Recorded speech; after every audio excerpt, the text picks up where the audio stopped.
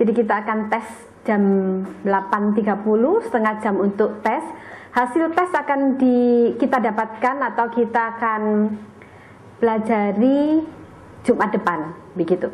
Karena beberapa pertimbangan, semula bahwa kita tes di awal supaya di akhir acara kita udah dapat hasilnya. Kalau seperti itu maka kita harus bisa, atau tes yang kita lakukan jadi tes yang kepribadian yang lebih sederhana, dan setelah banyak pertimbangan lebih baik kita punya hasil tes yang lebih valid. Itu sebabnya nanti setengah jam sebelum selesai kita akan tes, dan kemudian dengan hasil yang lebih valid supaya Jumat depan kita bisa melihat sama-sama dan analisa. Dari hasil tes itu nanti kita akan bisa melihat kaitannya dengan topik kita.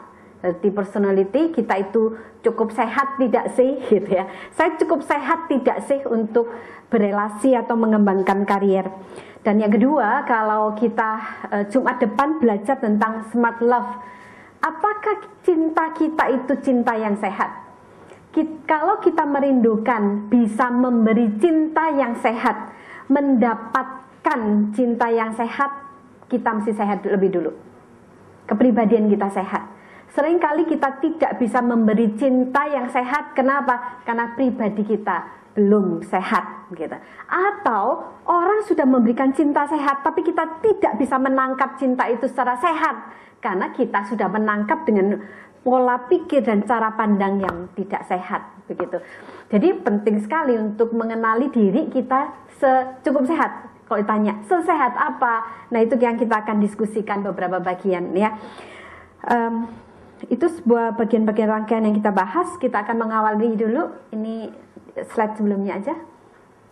Kita akan mendasari dari Roma 8:29. Teman-teman membawa Alkitab, kalau tidak bisa lihat di Alkitab di HP-nya kah? Roma 8:29. Ini dasar kita, ya. Kita sesehat apa? Nah, itu patokannya. Roma 8:29.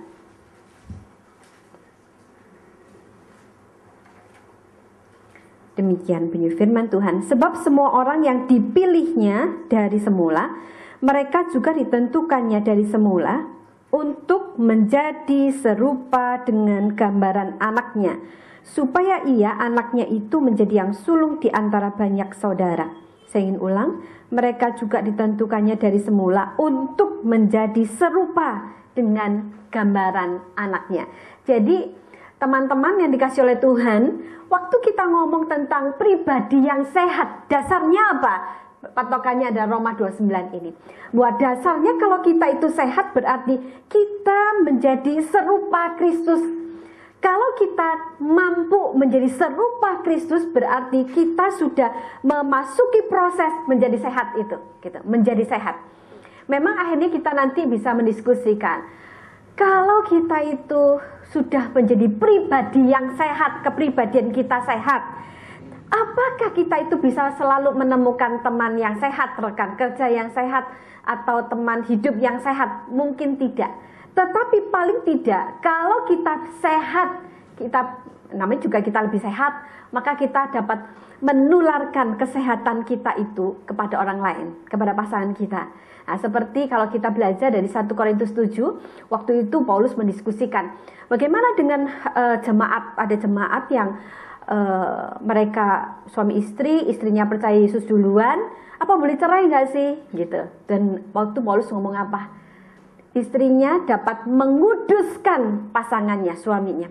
Itu konsep apa? Itu konsep bahwa kita sebenarnya bisa menularkannya, bisa menolong pasangan, menolong orang lain untuk menjadi sehat. Bagaimana bisa terjadi? Nah, itu proses yang nanti kita belajar bagaimana prosesnya, tetapi secara sederhana bahwa kalau kita itu sehat, paling tidak kita bisa berespon secara sehat dengan orang lain, ya. Misalkan tadi gambarnya cukup menarik ya, ketika ada suami istri dengan pertengkaran tetangga, maka suaminya ngasih apa? Pentungan. Kenapa? Kira-kira tafsirannya apa? Kenapa mesti ngasih pentungan? Ya supaya cepat selesai toh. Ditambahkan gitu, bisa supaya cepat selesai, bisa menjadi alat untuk segera dan seterusnya. Kenapa? Karena dia nggak tahan ramenya tetangga ini. Jadi kondisi buruk tidak direspon dengan tepat itu menjadi lebih sulit, begitu. Tetapi kalau kita ketemu orang sakit dan kita sehat, maka kita bisa berespon secara tepat menghadapi orang yang sakit ini supaya kita tidak ikut sakit. Bisa menekan itu ya. Jadi penting pribadi yang sehat. Pribadi yang sehat sampai mana? Sampai serupa Kristus. Siapa yang bisa sampai ke sana? Semua orang yang dipilih Tuhan, semua anak Tuhan, itu semua berproses ke sana. Bagaimanapun dan apapun latar belakangnya. Memang kita akan banyak membahas bagaimana pola pribadi kita, pengalaman masa lalu kita itu memang mempengaruhi kita sekarang ini untuk tidak bisa cepat berubah seperti ini ya. Kadang-kadang kadang-kadang saya sendiri berpikir, aduh kenapa aku tidak bisa secepat ini berubah begitu. Hati pengen, tetapi realita, kenapa pribadi kita tidak cepat berubah yang seperti kita inginkan gitu. Itu banyak faktor yang mempengaruhi. Kita akan lihat itu, kita bahas itu, tapi paling tidak satu poin, bahwa sesungguhnya kita itu dimampukan, Tuhan memberi kita kemampuan, Tuhan beri kita modal untuk bisa berproses dan berbuah. Berproses, berubah, dan berbuah pada akhirnya. Dan ini dialami oleh siapa? Siapapun yang percaya Tuhan. Oleh sebab itu, waktu kita berbicara tentang healthy personality, kita berbicara tentang smart love, kita bicara tentang bagaimana pernikahan Kristen yang orang mungkin berkata mungkin itu idealisme atau ideal atau itu sebagai utopia, sesuatu di angan-angan. Tidak bagi orang percaya. Tahun ini saya tahun ke-12 jadi seorang konselor, 13 tahun jadi konselor. Saya menolong beberapa teman yang akan masuki pernikahan, menjelang pernikahan beberapa bulan sebelum menikah, dan saya ketemu dengan keluarga-keluarga yang sudah menikah. Banyak faktor ya, konflik yang terjadi. Ada sampai, Bu, gak jadi ya apa sih konsekuensinya gitu, saking gregetan dan stresnya. Kayak apa Bu ya gak jadi ya, begitu. Atau langsung di depan saya, ini sudah pasangan, 2 minggu lagi akan menikah, ngomong dengan ini yang calon suaminya ngomong dengan calon istrinya begini, kau sadar gak sih kita sebenarnya gak cocok ya, ngomong gitu. Si istri ya si calon istri,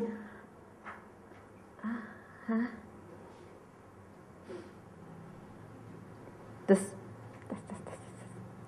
tisu saya sodorkan dan dia diam. Terus si calon pengantin pria itu, Bu aku jujur boleh toh? Kalau realitanya gini, Bu jujur boleh toh Bu? Ekspresi marah begitu. Ini sudah berurai-urai air mata begitu ya. Aku jujur boleh toh? menjadi sulit ya, percakapan itu menjadi sulit. Teman-teman yang dikasihi oleh Tuhan, kenapa jadi sulit?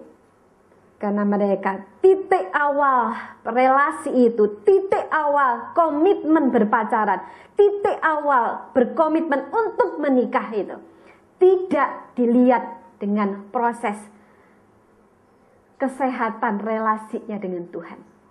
Sehingga nggak tahu harus mengarah kemana, siapa yang menjadi patokan. Berbeda sekali dengan pasangan-pasangan yang sudah dasarnya sudah di dalam Tuhan. Maka ketika mulai pertengkaran terjadi, mulai konflik terjadi, akhirnya sama-sama berhenti. Ini Tuhan mau nggak sih? Dan beda sekali responnya, beda sekali responnya. Ada banyak pernikahan yang diteguhkan dalam pernikahan Kristen, pernikahan kudus itu. Banyak hal ya. Dan kasus yang terakhir yang saya jumpai 2 minggu lalu. Baru 1 tahun menikah. Baru 1 tahun menikah dan bukan konflik lagi. Pulang masing-masing ke rumah orang tuanya. Pulang masing-masing.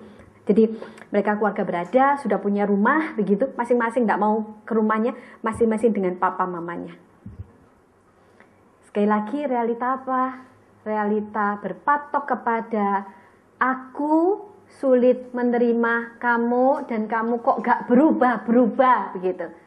Nah, teman-teman yang dikasih oleh Tuhan, di awal topik ini, di awal pembahasan kita harus ini menjadi pegangan. Roma 8:29 harus jadi hafalan, ya. Sama-sama menghafal dengan calon pasangannya, sama-sama ini proses ke sana. Bagaimana proses terjadi? Roma 12:1 dan 2. Roma 12:1 dan 2. Mari kita sekali lagi membaca ini yang sudah, ini ayat hafalannya dalam KTB ya. Tapi sekali lagi kita akan lihat.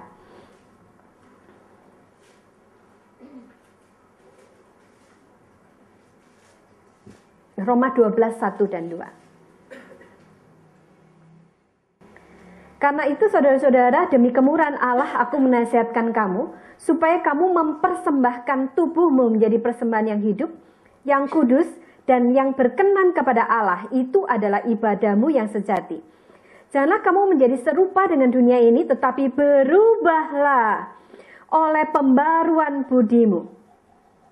Terjemahan yang lain, transform your mind, sehingga kamu dapat membedakan manakah kehendak Allah, apa yang baik, yang berkenan pada Allah, dan yang sempurna. Nah, kunci perubahan itu, jikalau memang kita sudah masuki proses, sudah percaya Tuhan, dan berelasi lebih jauh dengan Tuhan, dan firman itu yang mengubahkan. Jadi kalau misalkan hamba-hamba Tuhan ngomong, pacarmu siapa? Seiman enggak? Kerohanian kayak apa? Itu bukan klise, itu bukan sesuatu yang fanatik, tidak teman-teman. Tetapi itu dasar yang memungkinkan kita itu berusaha berubah ke sana, karena dunia itu begitu kuat membuat konsep-konsep pikir kita itu konsep yang sangat duniawi, yang sangat sekuler, yang sangat mudah kita bertoleransi terhadap orang lain, bertoleransi terhadap perubahan atau konsep-konsep begitu. Itu terjadi. Dan kalau itu terjadi, maka kita akan lihat betapa sulitnya relasi lebih dalam di dalam pernikahan itu. Ya, kita akan ngomong lebih jauh itu di sesi berikutnya.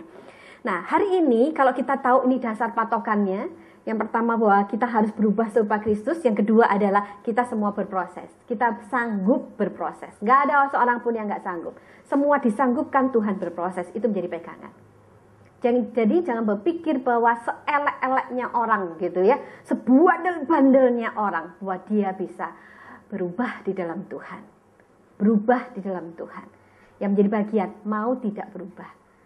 Kalau pertanyaan, bagaimana kita bisa mau berubah? Sekali lagi, jikalau memang kita sungguh-sungguh menerima Kristus sebagai juru selamat pribadi, maka kita sanggup dan mau akan berubah. Kalau orang sudah mulai ngomong, emang aku gini mau apa? Nah, kalau bagian itu yang muncul, maka kita yang dengar, satu komitmen kita harus puasa berdoa untuknya. Kenapa? Tunggu sampai menunggu Roh Kudus bekerja untuknya. Begitu. Karena kekuatan berubah dalam Tuhan, yaitu kegiatan Tuhan. Ya. Nah, sekarang kalau kita ngomong tentang kepribadian sehat, kita di awal bicara tentang pernikahan, tetapi ini sebenarnya menjadi pribadi yang sehat tidak harus ketika harus masuk pernikahan, tetapi kita juga kepribadi sehat untuk supaya kita siap memasuki pernikahan, juga siap untuk hidup sendiri. Kesendirian dengan hidup dengan sendiri dan dengan sukacita, ya, bukan begini. Kau belum punya pacar?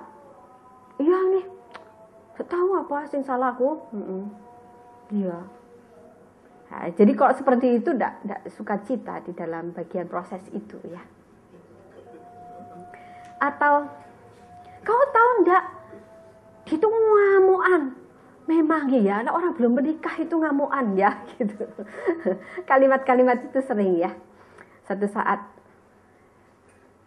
saya waktu itu ada percakapan kayak gitu. Ya bos saya itu bu ya, heran sekali, serba salah. Memang kalau orang belum menikah itu gitu ya bu ya, ngamuan sakar PDW. Nah, dia tidak tahu kalau saya tidak menikah begitu kan ya.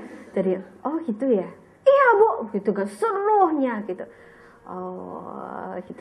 Ada percakapan panjang setelah itu. Cuma itu bagian. Kenapa ya orang yang tidak menikah kok dianggap elek-elek begitu ya?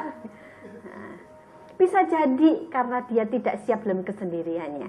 Atau memang konsep kita yang salah. Kalau tidak menikah itu jadi ngamuan gitu. Nah, hari ini kita akan belajar bahwa supaya konsep-konsep salah itu jadi lebih baik gitu. Oke, baik, kita akan lanjutkan. Next. Kita langsung lanjutkan. Tidak semua yang saya tuliskan kita bahas. Next. Ya, supaya bisa nanti dibaca di rumah, diskusi lebih dalam. Oke. Nah, sekarang menjadi penting. Kalau kita lihat dari sudut firman Tuhan bahwa dimunculkan semua aja. Roma 8:29 mengatakan bahwa orang sehat itu kalau serupa Kristus. Nah, kalau kita lihat secara hari-hari, kalau kita mau memunculkan, kalau yang bisa kita lihat, pribadi yang sehat itu yang seperti apa?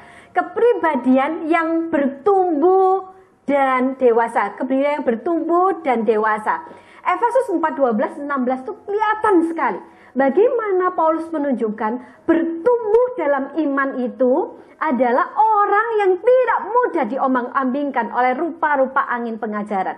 Jadi orangnya tidak, orang bilang tidak tipis telinga begitu. Jadi dia tidak dengar apa dan kemudian ikuti apa, begitu mudah berubah.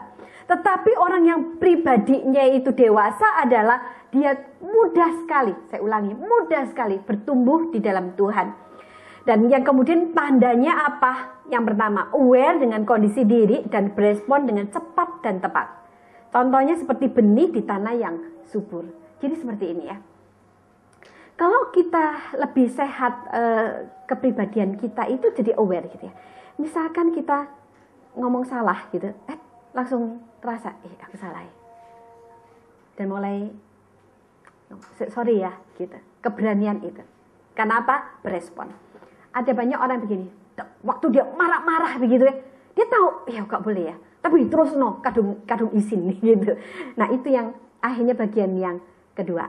Jadi berespon dengan cepat dan tepat. Respon tahu langsung begitu. Jadi kalau kita lihat satu konflik terjadi dan kita menyadari bahwa kita salah, maka responnya tepat. Oh sorry, aku salah.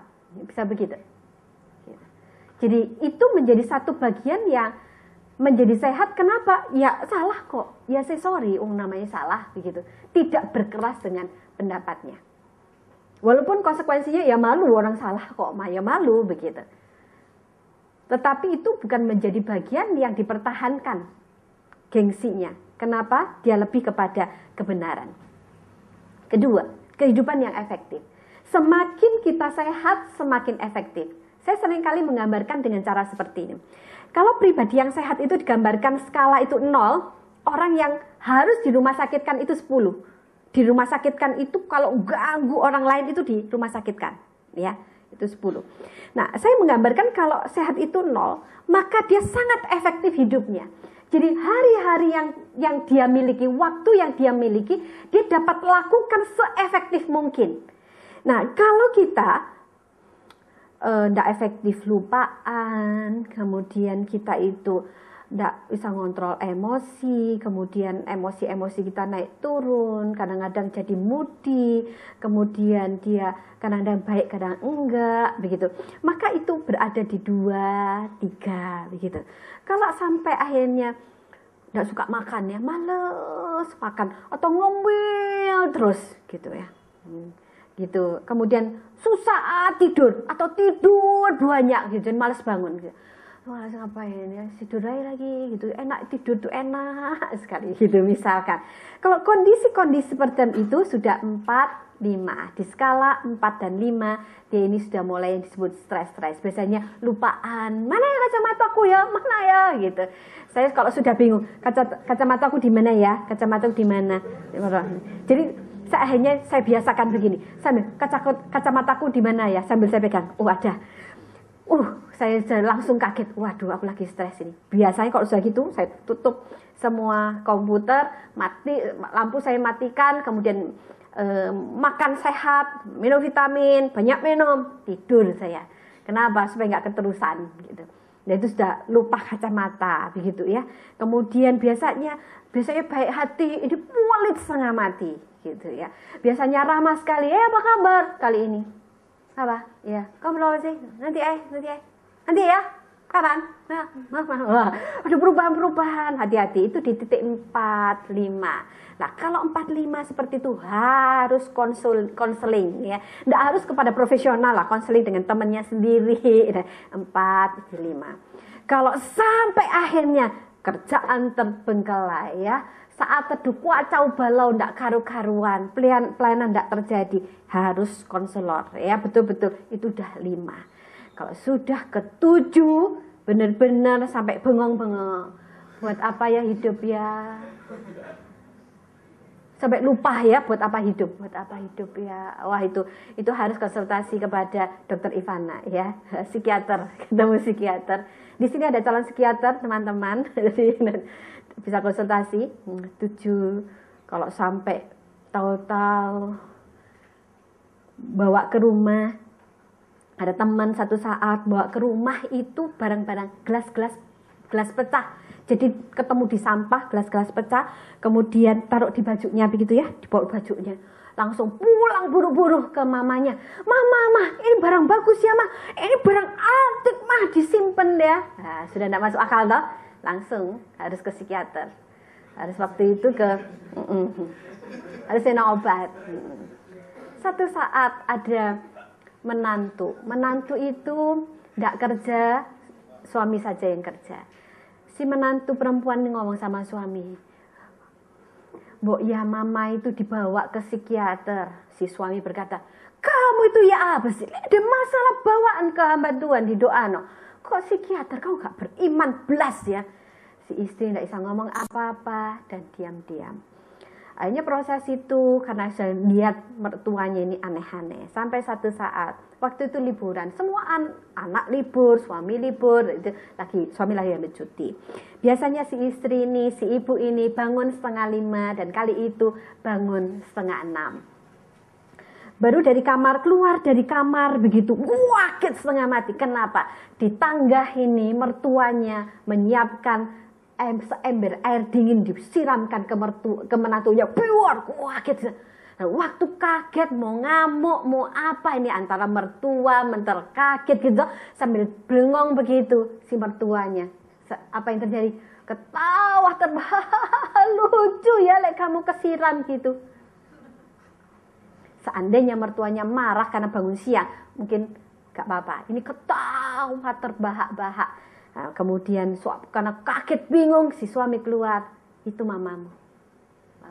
Ya sudah, langsung ke psikiater dan ternyata banyak aspek yang lain dan dia akhirnya perlu di rumah sakitkan.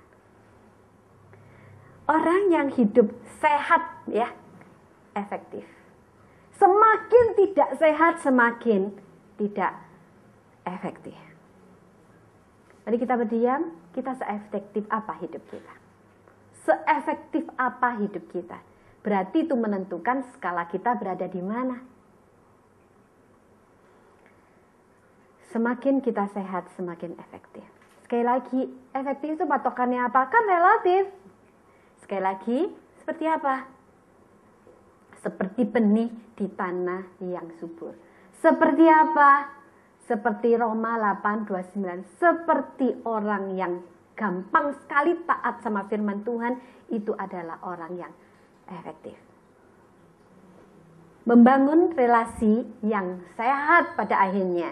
Relasi yang sehat itu adalah relasi yang menolong orang dalam waktu kita berelasi, membawa orang itu bisa lebih sehat, ya, bisa membuat kita lebih sehat, buat orang lain lebih sehat.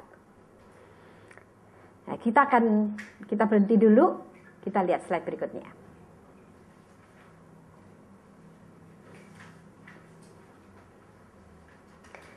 Oke, kalau kita lihat bagian ini menjadi bahan kita akan diskusikan bagian ini ya. Nah, sekarang kita lihat dulu. Menurut Anda pribadi bagaimana yang disukai orang secara umum? Satu kata saja. Yang seperti apa? Orang yang disukai itu seperti apa sih secara umum? Responsif. Oke. Baik. Terbuka. Menyenangkan. Ramah. Mudah bergaul. Tulus. Suka menolong. Suka menolong. Suka humor. Suka humor. Suka bergaul. Bisa bergaul dengan baik. Ya. Oke. Gitu ya. Suka humor. Jadi orang-orang melankolis gitu gak disukai ya. Oke. Mari nanti saya jawab lebih jauh. Menurut Anda, apa yang Anda pikirkan rasa jika memiliki seorang pacar yang kekanak-kanakan? Ayolah, anterno aku. Nah, itu kayak kekanak-kanakan ya. Apa yang Anda rasakan jika memiliki seorang pacar yang kanak-kanakan? Apalagi yang cowok yang kekanak-kanakan. Ayo pergi, sik toh, pikirin beneran dia, tak diskusi mbak mamaku sik ya, waduh, itu tentu saja ekstrim ya. Oke, apa yang Anda pikirkan dan rasakan jika nih seorang pacar kanak-kanakan? Kira-kira apa yang Anda pikirkan? Ya, Reni. Tadi ngomong apa? Dibuang ke laut. Kenapa dibuang ke laut? Kenapa? Maksudnya kok, waduh, gregetan begitu kan ya? Kenapa? Karena saat berrelasi kan mencari imam dalam keluarga masa. Oke.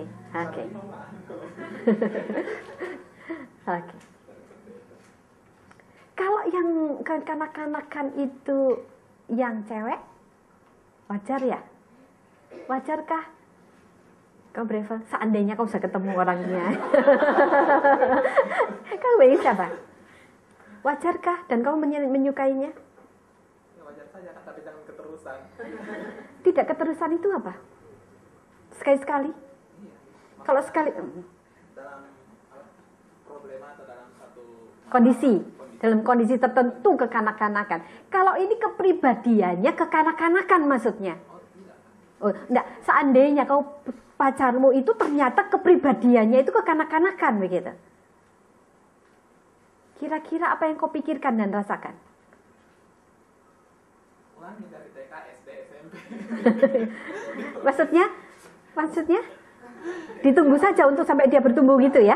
Sampai dia dewasa kan? Sampai dewasa baru menikah? Didewasakan. Oh, didewasakan dulu ya? Oke. Kalau kamu? Apa yang kau pikirkan kalau pacarmu ini cewek ya, dan jaga kanak-kanakan? Iya, harus ditolong berarti. Ditolong ya? Oke. Ditolong. Jadi kalau ditolong kan berarti punya pacar, terus ternyata kanak-kanakan berarti ditolong gitu ya. Jadi relasi itu tetap berjalan ya. Gitu ya. Oke. Coba pikirkan sebentar. Pribadi kekanak-kanakan itu apakah ditolong, ditunggu ya berarti sampai menikah ya, ditunggu atau enggak apa-apa, itu proses saja. Ya, proses juga sih. Proses ya. Ya. Tapi baik ditunggu aja ya. Sakno ya. Ditinggal sakno toh. Oke. Pertanyaan-pertanyaan ini memang saya ingin kita memikirkan betul. pribadi kekanak-kanakan tidak bisa ngambil keputusan. Apakah betul bahwa pribadi kekanak-kanakan itu bisa ditunggu? Apakah betul nanti kalaupun itu adalah seorang istri kekanak-kanakan itu betul? Saya ketemu dengan seorang yang menikah dengan pacarnya yang perempuan itu masih muda sekali, ya, masih muda. Dan waktu saya tanya, kok akhirnya kamu milih dia? Ya Bu, karena gampang diatur. Gampang diatur. Oh. Waktu saya lihat sejauh mana sih gampang diatur? Iya, memang sih dia ini sangat bergantung. Tetapi justru kalau dia ini mandiri, aku yang tidak rasa aman. Begitu. Betulkah pernikahan itu seperti itu? Ya. Endapkan ini sampai di sesi 3 nanti teman-teman bisa ambil kesimpulan ya. Pribadi yang bagaimana yang dapat dianggap siap untuk menikah? Orang ini siap, aku ini siap loh menikah, gitu ya. Aku ini siap loh jadi papa atau mama. Kayak apa? Pribadi seperti apa yang disebut siap untuk menikah? Jadi papa mama kan bisa jadi orang menikah dan belum punya anak, begitu kan ya. Oke, pribadi yang seperti apa yang siap untuk menikah? Silakan diskusi dengan tetangga duduk sebentar. Tetangga duduk. Yang pribadi yang siap menikah itu seperti apa sih?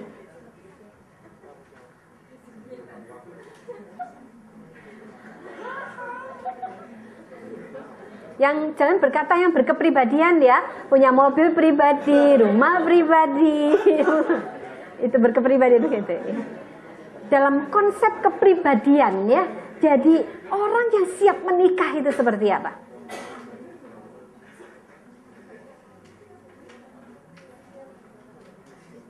Mari teman-teman pikirkan betul. Oke. Ya, tadi berarti barisnya Evelyn yang belum jawab. Evelyn. Ya, silakan Evelyn. Satu saja. Yang disebut bertanggung jawab. Sebelahnya. Kepikir aja, kepikir. Kalau orang ini siap menikah, aku tuh siap menikah loh. Nah, iya itu apa? Singnya apa? Seperti apa pribadi yang siap menikah itu? Menerima?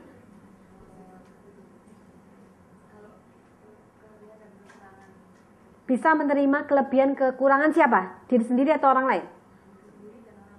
Diri sendiri dan orang lain. Teman-teman diskusikan. Yang sudah punya pacar pikirkan. Bisa? Mengurus diri sendiri. Apa itu mengurus diri sendiri? Pikirkan ya, terpikirkan ya. Lebih jauh. Ya, sebelahnya. Punya keberanian komitmen. Ya, punya keberanian komitmen gitu ya, di sederhana. Belakang. Iwan. Kau sudah siap menikah nggak sih, Iwan? Belum. Oh, belum. Oke. Yang siap tuh sing kayak apa? Kalau kamu belum, yang siap tuh kayak apa?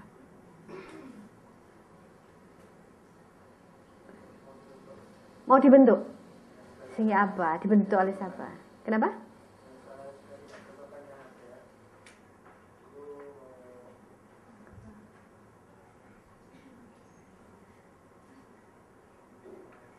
Apa? Mau berubah? Mau menyesuaikan diri dengan pasangan? Maksudnya gitu? Gitu ya. Jadi kalau belum bisa menerima kelemahan pasangan berarti belum ya. Ya, gitu ya. Pasangannya tidak berubah-berubah gak jadi nikah. Ya. Oke. Berikutnya.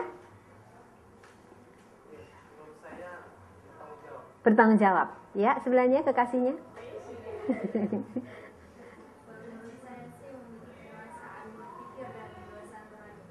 Kedewasaan berpikir itu patokannya apa? Mikirnya apa? Mikirnya masa depan gitu kan? Siap menghadapi tantangan apa? Menghadapi istrinya.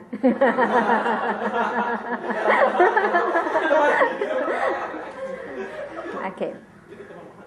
Baik, itu semua stimulan berpikir ya. Next. Kita lihat berikutnya. Mari. Ini penting sekali. Apakah individu yang tidak matang, nampaknya tidak mempunyai pendirian yang jelas, terlalu sensitif, pencemas, dan seterusnya, tanda kutip, boleh mempersiapkan pernikahan jikalau pasangannya siap dan rela menerima dia sebagaimana adanya? Berikan alasan. Boleh enggak sih? Dalam arti, ya siapa yang melarang gitu ya. Maksud saya, tepat enggak sih waktunya pribadi yang tidak punya pendirian ini, terlalu sensitif, pencemas itu mempersiapkan pernikahan? Kita sebagai kakak-kakak rohani misalkan, teman-teman gitu, kalau ditanya, kalau mempersiapkan dalam kondisi kepribadian semacam ini, sebenarnya dia bisa enggak sih ya? Tepat enggak sih untuk tetap mempersiapkan pernikahan? Ya atau tidak? Ya tidak, tergantung gitu ya. Ya tidak, tergantung. Ya tidak, tergantung. Pikirkan sebentar ya. Kalau pribadi seperti ini tidak matang, apakah memang dia memang sudah siap menikah? Atau lebih baik jangan? Atau ya tergantung lah begitu. Jawaban tergantung itu kadang-kadang lebih gampang. Ya, tapi jawab dulu ya. Ya tidak, tergantung. Oke, mulai dari belakang ujung. Esti. Tidak. Tidak. Tidak ya. Oke. Yakin ya kekasihnya tidak termasuk. Gimana? Tidak. Tidak. Nggak ada di situ, nggak usah dibaca. Saya tergantung. Tergantung. Oke. Ya, berikutnya. Tergantung. Tidak. Tidak. Tidak. Belakang. Fenty? Tidak. Kita berhenti. Banyak nggak sih orang yang belum matang dan kemudian menikah sekarang? Banyak. Sangat banyak. Ini loh yang menyebabkan hal-hal kecil saja terjadi konflik yang serius. Saya menjadi begitu sedih ketika kemudian ada orang datang dan saya tidak mengenal sebelumnya. Kemudian di depan meja konseling, lalu saya bilang, apa yang saya bisa bantu Pak? Dia tidak ngomong apa-apa, langsung menyodorkan kertas begitu, kertasnya segede ini begitu ya, langsung, ini Bu tolong dibaca. Nah, dari judulnya saya langsung kaget, kenapa judulnya? Dari pengadilan negeri. Jadi gugatan cerai dari istrinya. Ini jelas dia aktif di sebuah gereja Kristen, diteguhkan. Mereka aktif pelayanan. Waktu telusur punya telusur, apa yang membuat mereka itu akhirnya mau bercerai? Si istri mengatakan bahwa suamiku tidak sayang aku. Kenapa kok tidak sayang? Buktinya apa tidak sayang? Karena dia pelit.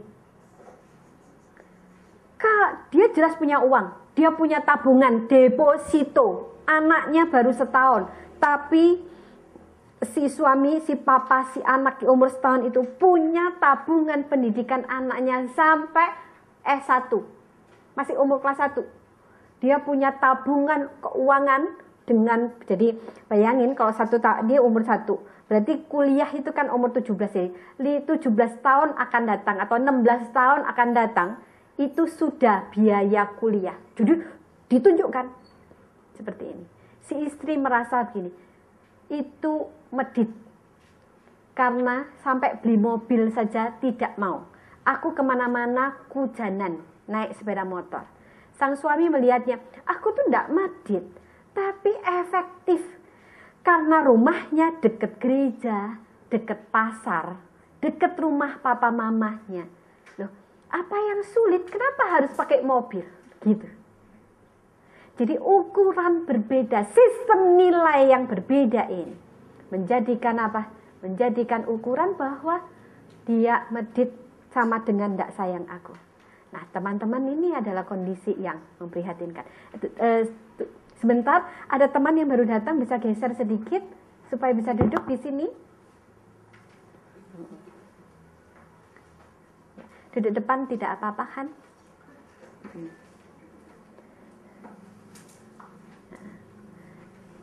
Nah, silakan.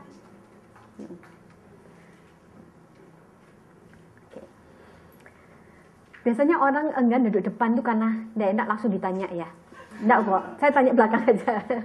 Oke, baik, ini teman-teman. Menjadi penting luar biasa untuk memahami matang tidak matang.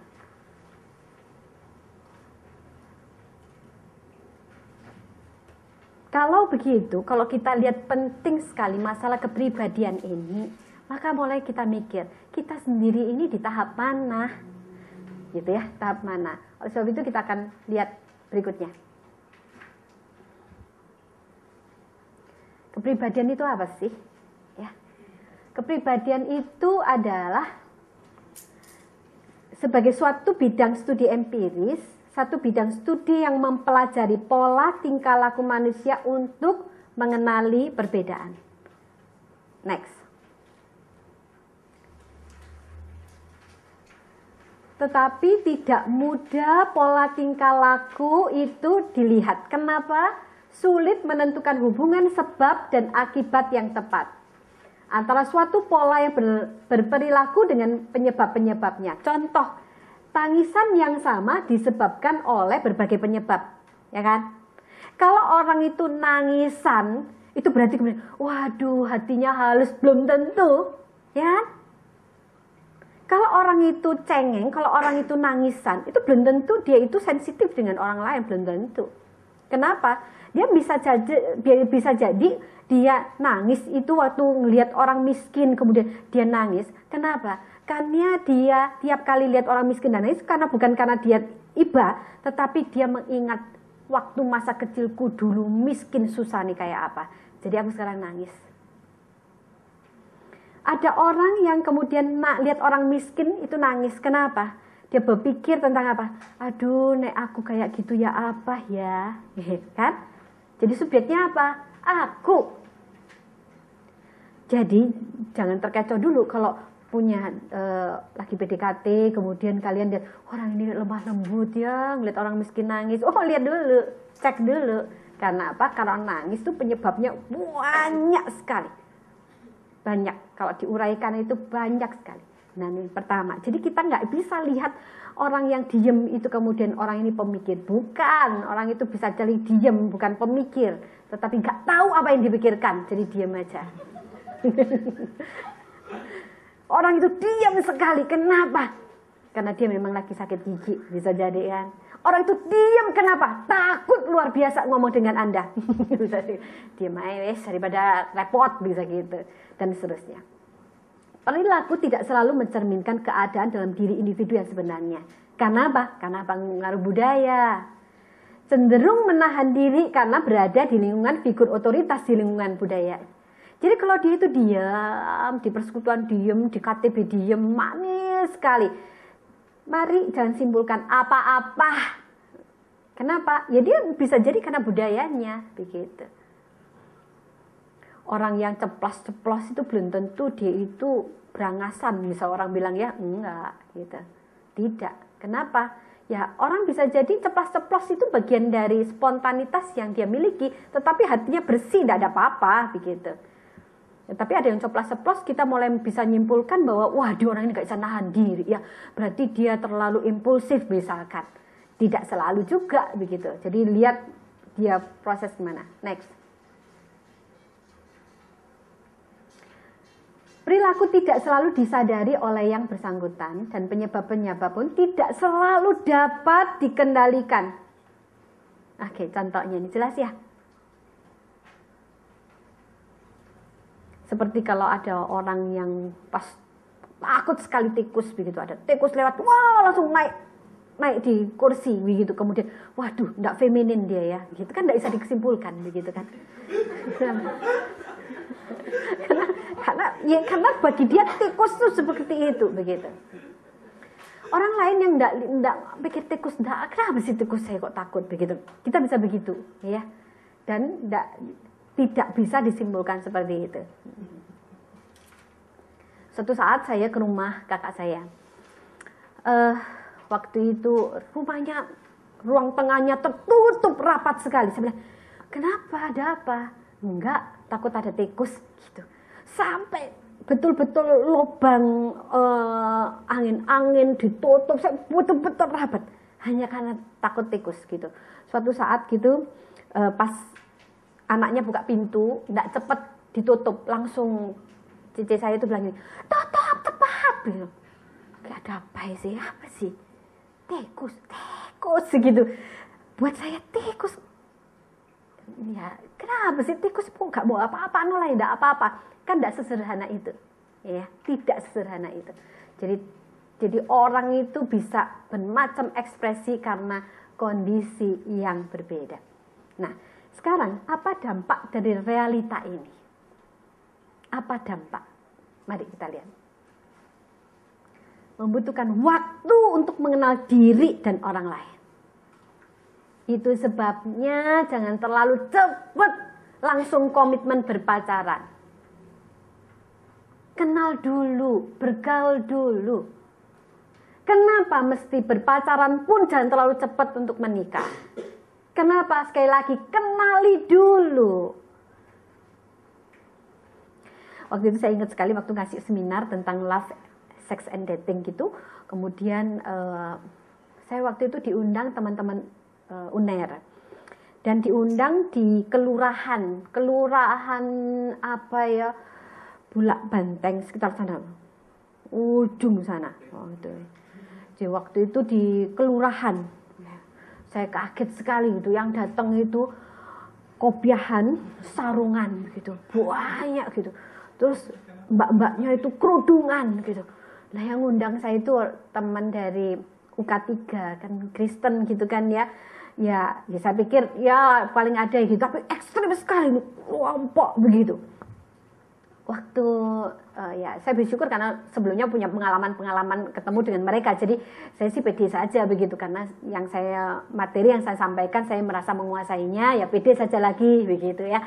Sampai akhirnya sampai kepada masa berpacaran dan saya menerjemahkan tentang eros dan seterusnya. Ini kan saya bahas di Jumat depan, tetapi sederhananya gini.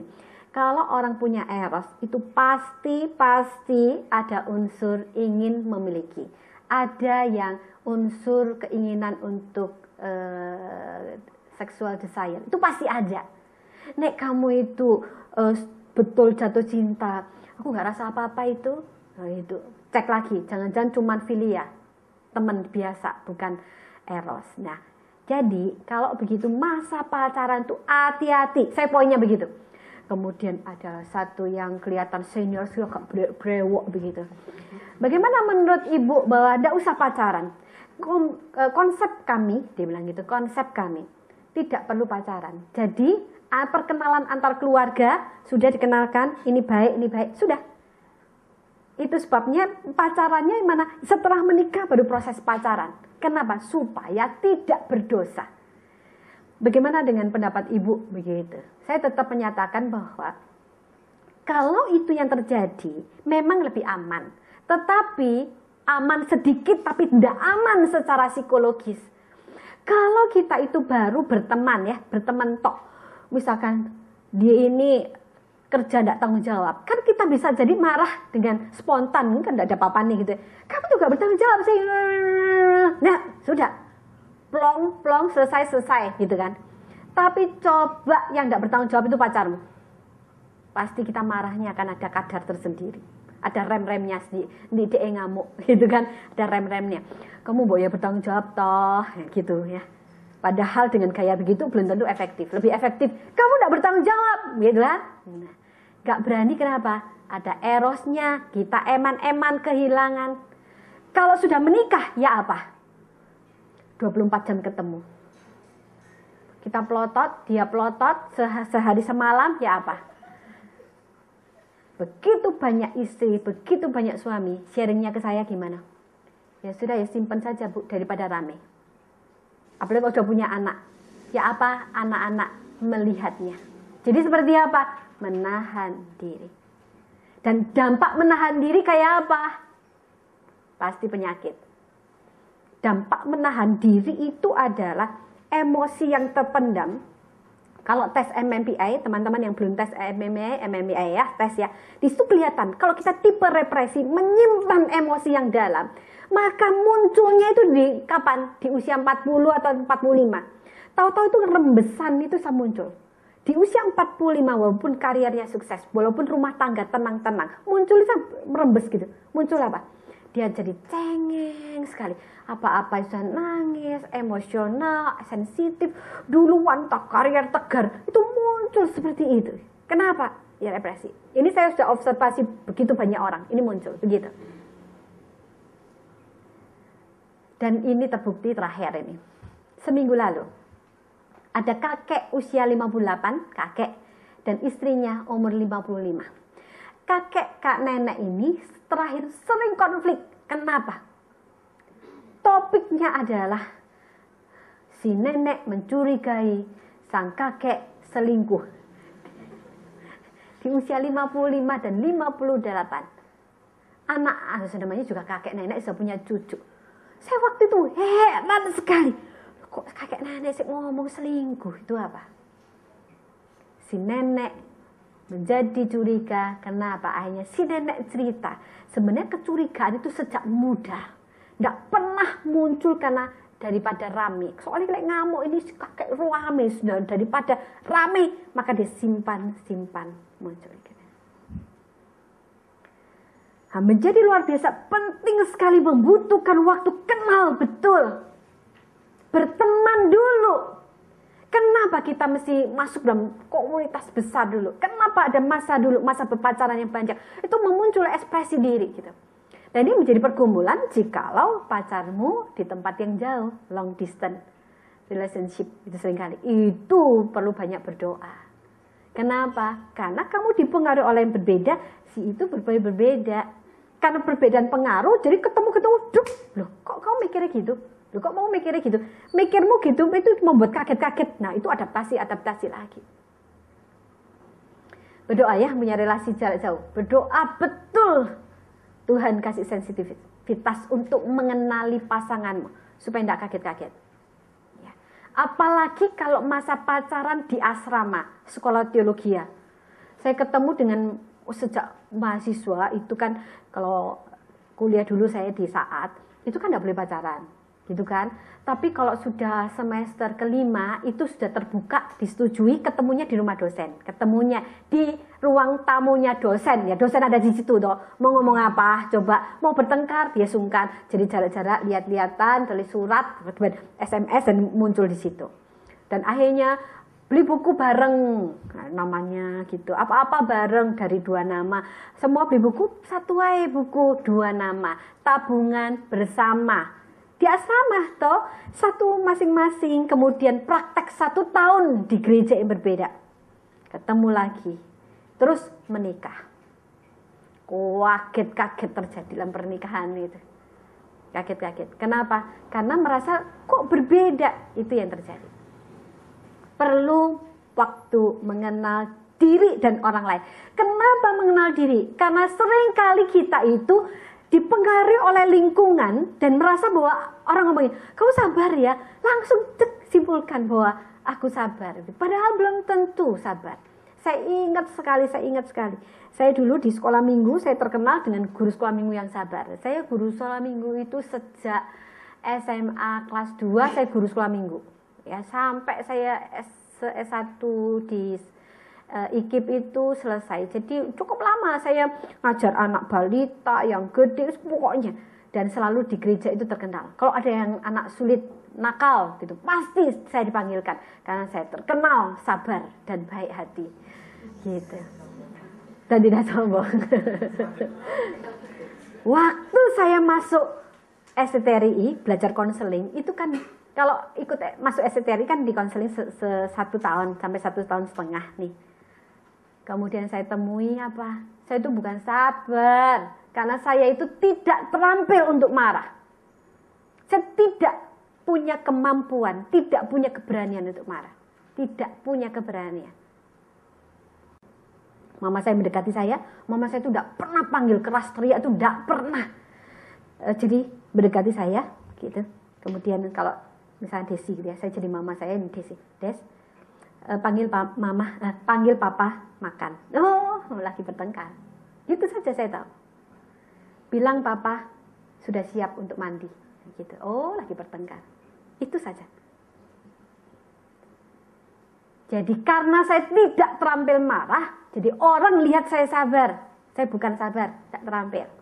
Kalau saya terampil marah, saya akan lebih sering mengekspresikan marah saya. Gitu. Setelah saya selesai MK, saya lebih berani marah. Jadi saya sukses kenal diri saya, gitu.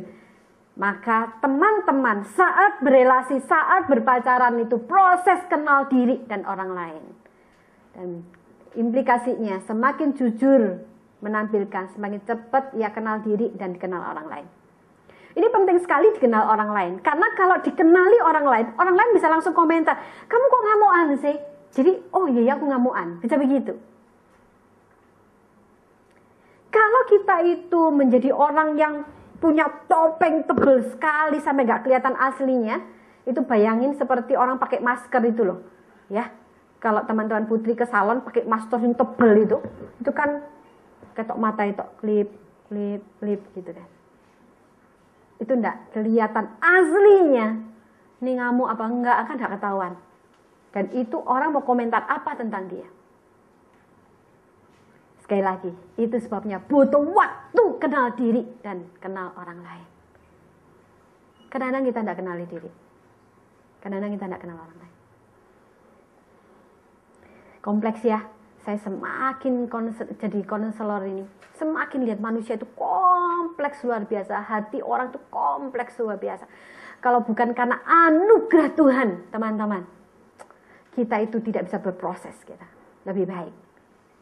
Dan itu akan menjadikan jelas-jelas akan mudah sekali merusak relasi. Ya, terusnya.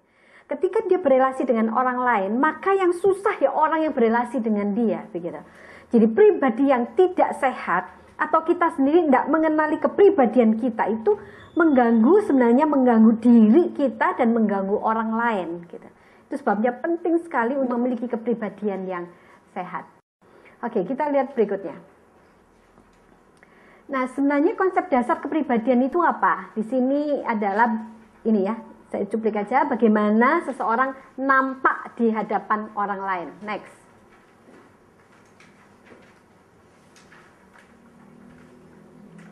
Ya, dimanifestasikannya ini menggejala menjadi satu kesatuan dalam biologi, psikologis dan sosial. Ini muncul jadi satu ya, dan menggejala menjadi satu. Next. Ini ke definisi yang saya suka. Jadi begitu banyak definisi. Kepribadian adalah organisasi dinamis dari sistem psikofisik yang menentukan, teman-teman perhatikan, penyesuaian yang unik penyesuaiannya. Jadi perpaduan ini menghasilkan penyesuaian atau cara berespon. Kata dinamis menunjukkan bahwa kepribadian bisa berubah-ubah. Ini penting. Dan setiap komponen kepribadian, sistem psikofisik memiliki hubungan yang erat. Hubungan-hubungan ini terorganisir sedemikian rupa sehingga secara bersama-sama mempengaruhi pola perilakunya dalam menyesuaikan diri dengan lingkungan. Lihat. Jadi memang pada dasarnya kita itu adalah punya kepribadian yang berubah-berubah. Dan itu saling berkait sedemikian dan berpengaruh pada tingkah laku. Contoh sederhana. Kalau secara fisik kita sakit ya, maka psikis sukacita kita itu menurun begitu. Nah, sukacita menurun karena kita sakit, maka perilaku kita itu tidak semanis biasanya, maka berpengaruh kepada pola tingkah laku. Kalau ini yang terjadi, maka kita mesti harus mengamati kapan berubahnya kita, di mana kita berubah. Nah, ketika kita berrelasi dengan orang lain, dengan pasangan kita, maka kita juga harus pandai-pandai melihat apa? Perubahan ini. Jadi tidak hanya menyimpulkan tingkah laku yang kelihatan, tetapi belajar melihat penyebab perubahan ini. Sehingga kita tidak menyimpulkan seseorang itu dari kata saja, kata-katanya, raut mukanya, tetapi apa yang menyebabkannya. Ketika kita tahu esensi dasar perubahan tingkah lakunya, maka kita lebih cepat mengerti dan tahu bagaimana berespon. Tahu bagaimana berespon. Teman-teman masih ingat film Facing the Giant? Ya, masih ingat ya. Percakapan baik sekali itu seperti ini. Waktu suaminya dia mulai gagal menjadi seorang coach, menjadi seorang pelatih, kemudian dia tahu bahwa mobilnya mogok, kemudian kompornya rusak sampai tidak bisa masak, dan kemudian dia banyak pikiran, terus dia ngomong sampai aku kepikiran botak, begitu. Coba perhatikan komentar istrinya apa? I love you. Untuk mau ngomong apa? Di dalam kesedihannya, ekspresi-ekspresi gitu, langsung intinya apa? Istrinya tahu bahwa dia merasa tidak berharga, aku merasa susah, aku merasa tidak ada sesuatu yang baik dalam diriku. Istrinya ngomong apa? Ingin jawab gini, apapun kondisimu, aku tetap sayang kamu. Itu poinnya, dan itu melegakan. Dan di situ diekspresikan suaminya wajahnya lega dan bisa tersenyum menghadapi hidup seperti itu. Kalau kita hanya lihat pola tingkah lakunya, kita jadi sebel terus melihat orang. Kenapa sih orang ini kok gini? Kenapa ini? Gini, karena ini yang kita lihat. Bukan kenapa dia begitu. Mari teman-teman, kita mulai tahap masuk berikutnya. Kita tadi bahas tentang realita perubahan kita, realita kita tidak gampang lihat pola pribadi orang. Nah, tahap ini adalah belajar melihat apa? Melihat apa di balik tingkah laku seseorang ini.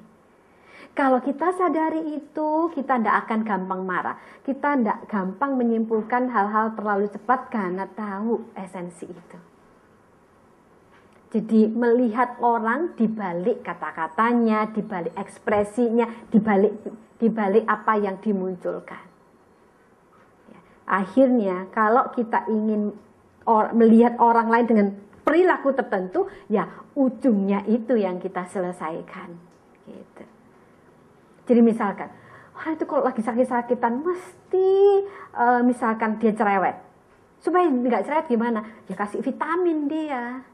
Bukan diomongin, gak usah cerewet-cerewet toh. Kamu gak cerewet mencek no. Bukan itu, tetapi kasih vitamin dengan sendirinya tidak cerewet. Gitu. Teman-teman bisa lihat itu? Survei menunjukkan kalau perempuan itu lebih mengarah kebutuhan untuk ngomong. Kebutuhan ngobrol itu besar. Kemudian dimengerti itu besar. Kebutuhan untuk dikasih itu besar. Kalau pria ternyata kebutuhan untuk dibutuhkan, dihargai itu lebih besar. Kalau kita lihat keunikan ini, maka kita tahu kalau sudah mulai para pria-pria ini menjadi pencemburu, nah maka yang kita tangkap ini apa? Yang kita, kok dia mau jadi lebih cemburu? Maka kita itu tidak marah-marah. Kenapa sih kamu cemburu? Gak percaya aku ya? Kenapa gak percaya aku? Itu gak akan selesai. Lebih cepat selesai kalau ya aku ngobrol BDE tapi aku merasa kamu lebih hebat loh ngomongnya dengan kamu. Oh, itu dia akan langsung senyum. Itu selesai. Praktekan ya teman-teman, itu efektif sekali. Jadi isinya gitu, bukan kepada tingkah laku yang sekarang. Seorang pacar yang suka absen, kau ada di mana? Sama siapa? Kok lama? Ngomong apa? Nah, itu tanda-tanda tidak aman dengan dirinya. Itu sama dengan rasanya aku di nomor 2 kan, bisa tafsirannya itu. Aku bisa tidak hebat, kok orang lain dipentingkan. Maka kalimat yang efektif itu dan katakan, kau lebih penting kok buatku. Nah, itu efektif. Praktekan, itu akan menyenangkan, dia akan turun marahnya, ya selesai. Daripada kita protes dengan ekspresi marahnya. Ya. Nah, perilaku, saya berhenti dulu. Ada pertanyaan, ada pengalaman, ada yang mau sharing?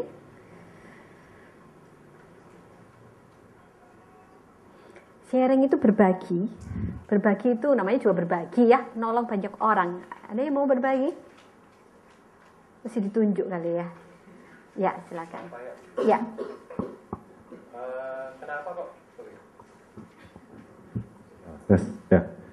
Nama saya Alvin. Saya mau tanya kenapa kok kita harus jadi pribadi yang dikenal sama orang lain? Karena mungkin ada beberapa tipe yang pribadi yang dia menutup dirinya untuk dikenal orang lain.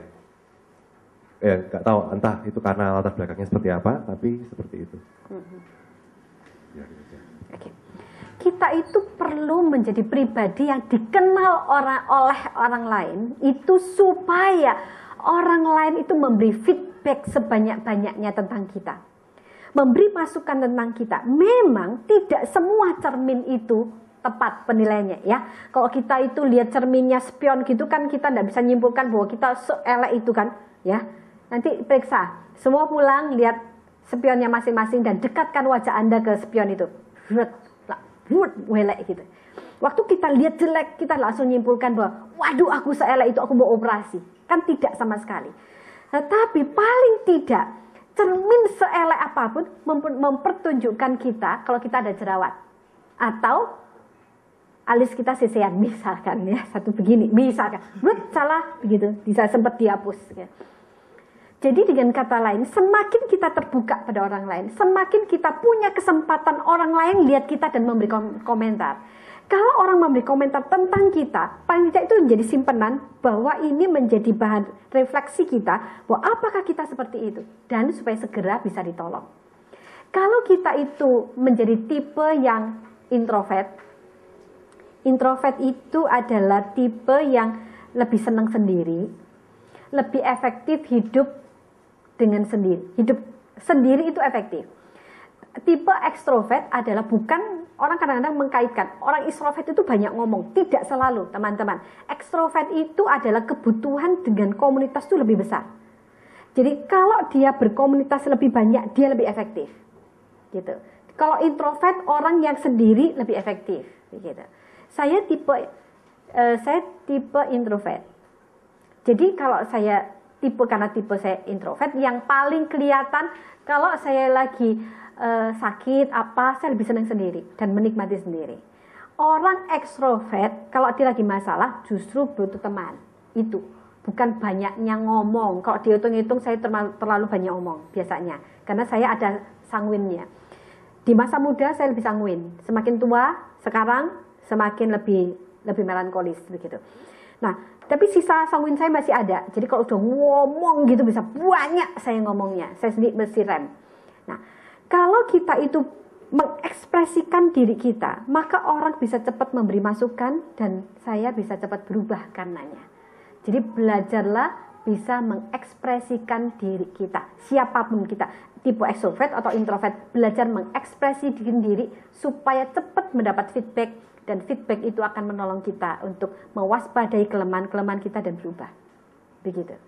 Tadi kalau dikaitkan ada pribadi tertentu yang tertutup, maka belajarlah. Mungkin tidak bisa sharing dengan banyak orang, tetapi sharing dengan 1-2 orang, tapi belajar mengekspresikan diri kita, bukan kata-kata saja, diri kita. Itu jauh lebih sehat. Gitu ya, Alvin. Oke, baik. Ada yang lain? Ya, berikutnya sekarang.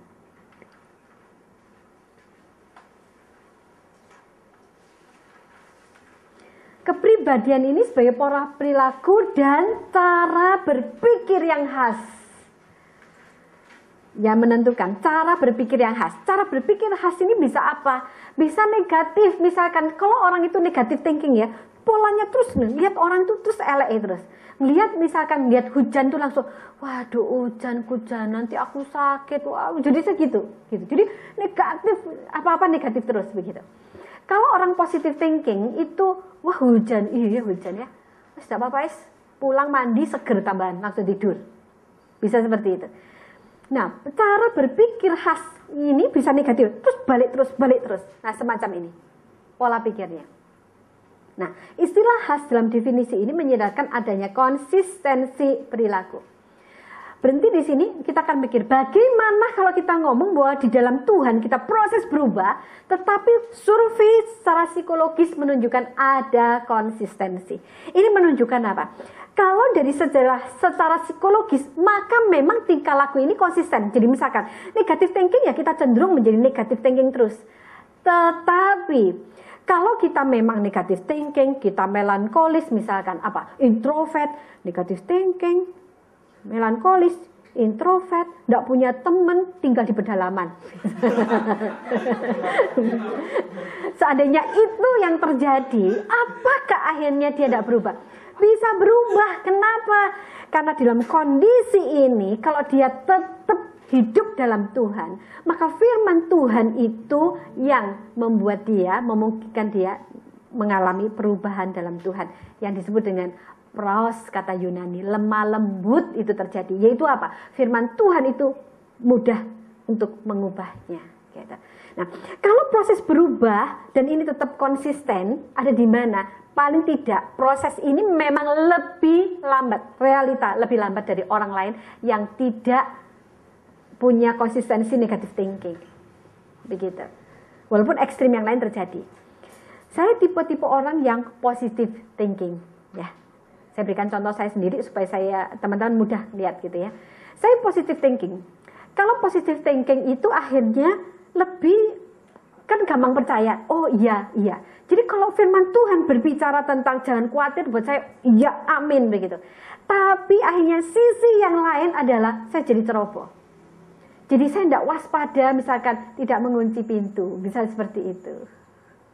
Lupa mengunci mobil, gitu. Itu muncul. Tadi saya diingatkan sama Dr. Ivan, mobilmu tidak mau kunci. Saya senyum, iya gitu. Kenapa? Sebenarnya sering tidak kunci mobil itu. Tapi saya ngomong di jalan, iya tapi Tuhan anugerah, Tuhan baik banget. Saya kan maksudnya, ya saya bukan mau excuse gitu ya, tapi kadang-kadang mikir gini, kan mobil ini kan kalau remote itu kan keras sekali gitu. Kadang-kadang kalau udah malam itu sungkan sama tetangga karena suaranya keras begitu. Kadang nanti aja begitu loh. Jadi saya masuk rumah. Kadang-kadang masuk rumah di dalam saya capek langsung tidur dan bangun pagi-pagi itu saya kaget. Buka begitu. Jadi sebenarnya beberapa kali begitu. Itu bagian dari positive thinking yang kedaden, yang salah kedaden begitu ya. Saya gampang sekali menikmati janji firman Tuhan. Kok Tuhan ngomong apa? Saya gitu karena saya mengamini karena saya sangat positif gitu. Tapi karena positive thinking yang gara-gara sanguin itu ya, itu menjadi seperti itu. Teman-teman bisa lihat ini ya. Ya sama-sama eleknya sebenarnya, cuma saya kelihatan lebih rohani. Kenapa? Saya gampang mengamini firman Tuhan itu betul mengamini. Saya ingat sekali pada waktu itu sampai cukup heboh di kampus itu. Di STTRI. Di STTRI itu waktu tahun 98 Presiden Soeharto turun, masih ingat situ ya. Kan waktu saya di Jakarta. Wah, di mana-mana itu kobaran api. Waktu itu Sabtu. Sabtu itu jadwalnya saya untuk weekend. Weekend ini dari kampus ke tempat weekend itu naik bus berapa kali? 1, 2, 3 kali naik bus. Nah, itu melewati Trisakti. Jadi Trisakti itu hafal sekali ya. Grogol buat saya itu rasanya hafal sekali daerah situ karena terus gitu. 3 kali. Semua heran, semua yang weekend tidak pergi semua karena takut. Saya tidak takut. Kenapa? Waktu itu mereka itu, saya ingat sekali bagaimana mereka itu melihat saya kagum. Kok wani, wih hebat dia, Isya berani sekali. Gitu. Di satu sisi saya mikir itu begini. Sisi rohani saya itu ngomong gini ya, yang aspek bagusnya itu begini. Kalau ini saya pergi itu pelayanan tidak main-main. Kalau hamba Tuhannya takut, ya apa domba-dombanya? Kan malah takut. Ya saya tunjukkan bahwa saya tidak apa-apa. Tapi satu sisi, kenapa? Karena aspek keberanian saya, karena positive thinking itu Tuhan pelihara betul gitu. Karena Tuhan pelihara, jadi benar-benar Tuhan pelihara memang. Waktu itu saya ingat sekali api di mana-mana ya saya jalan saja sambil melihat, waduh Saya sakno serem ya gitu. Saya jualan karena bis enggak mau jalan, saya berkilo-kilo jalan kaki. Jadi saya lihat muka-muka garang membakar bangun, membakar gitu. Jadi bayan-bayan itu ya sampai ingat gitu, Tuhan pelihara. Tapi satu sisi dari bagian apa? Positive thinkingnya ada pada diri saya. Jadi sebenarnya saya hebat nggak sih? Enggak sama sekali. Nggak sehebat orang lihat gitu. Tapi bagian itu, tetapi memang sih satu sisi saya lihat anugerah Tuhan. Yang saya rasakan betul anugerah Tuhan. Nah sampai sekarang saya akhirnya tidak terlalu takut gitu ya. Misalkan pergi sendiri gitu. Hanya karena saya merasa saya harus bertanggung jawab dengan hidup dan diri saya. Maka saya mesti lihat-lihat jam gitu. Mau pergi mana. Tapi sebenarnya dalam hati kecil saya tidak takut. Kemana-mana sendiri juga nggak apa-apa begitu. Karena itu, tapi itu saya rem. Kenapa? Saya merasa bahwa pemahaman teologi saya bahwa Tuhan ingin saya bertanggung jawab, maka saya mesti menjaga diri saya. Nah, mari kita lihat ini pergumulan masalah psikologis dan rohani yang muncul sedemikian. Dan proses ini yang nanti kemenangan itu apa? Pertumbuhan rohani kita. Jadi masalah psikologis itu tetap ada, tetapi ini yang menjadi yang utama. Ini yang utama. Jadi kalau kita berada di sisi negative thinking kita gitu, maka kita pun harus sadar ini. Akhirnya iman ini harus bertumbuh, jangan sampai terbawa oleh yang negatif. Kalau kita yang positif, kita pun mesti berjaga untuk lebih sungguh-sungguh mengandalkan Tuhan, bukan karena positive thinkingnya kita. Dan kita berproses.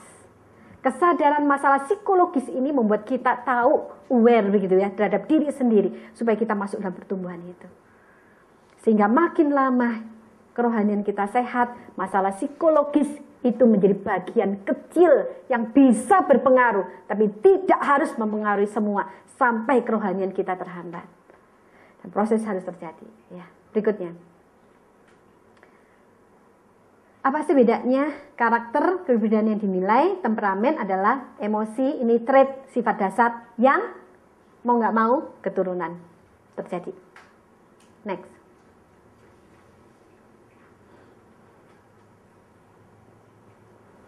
Ini herediter keturunan, pengalaman umum di mana kita berada, lingkungan, dan pola asuh dan lingkungan.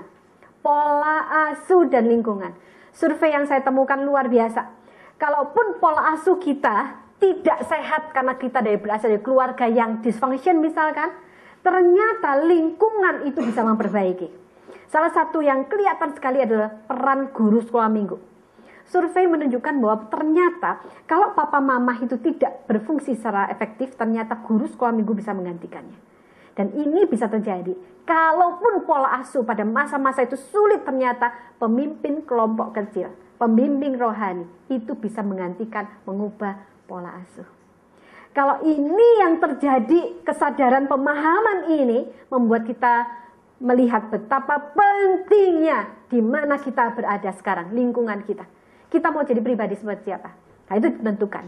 Kalau kita akhirnya pengen rohani kita yang dewasa, masuklah dalam komunitas yang membangun rohani. Bukan yang menyenangkan kita, tetapi yang membangun rohani kita. Belajar menghadapi sesuatu yang memang tidak mengenakan, tetapi itu penting buat rohani kita. Itu kita mesti masuki. Karena proses itu akan terjadi. Memperbaiki pola asuh yang lama. Nah sekarang, apa makna konsep ini jika dikaitkan dengan pengembangan diri dan pola relasi kita? Sejauh mana faktor kerohanian dalam kepribadian kalau seperti itu? Berikutnya.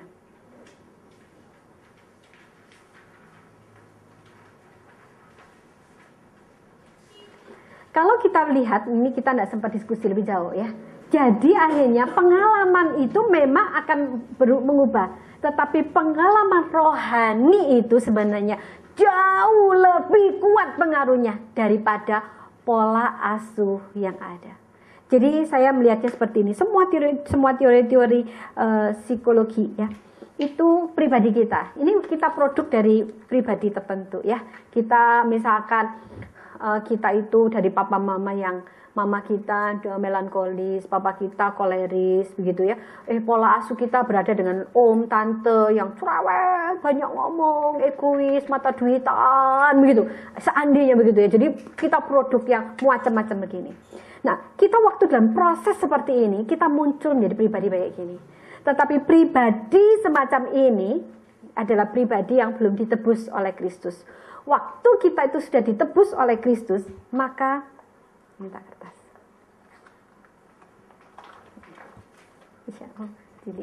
Ya, kalau gitu kita pribadi yang belum ditebus. Pribadi yang menguduskan kita adalah Tuhan yang membungkus, menutup dengan kebenaran. Kebenaran Tuhan ini yang membungkus kita. Realita dibuka, mesti ketok asline sing elek-elek. Tetapi ketika kita menjadi manusia baru, 2 Korintus 5:17, ciptaan baru itu dibungkus dengan Roh Kudus, sehingga kita pola pikir kita berubah, sistem prinsip kita berubah karena dibungkus ini. Itu sebabnya kenapa Galatia pasal 5 16-18 bilang, kita ini keinginan daging atau keinginan roh, keinginan daging kita yang muncul lagi.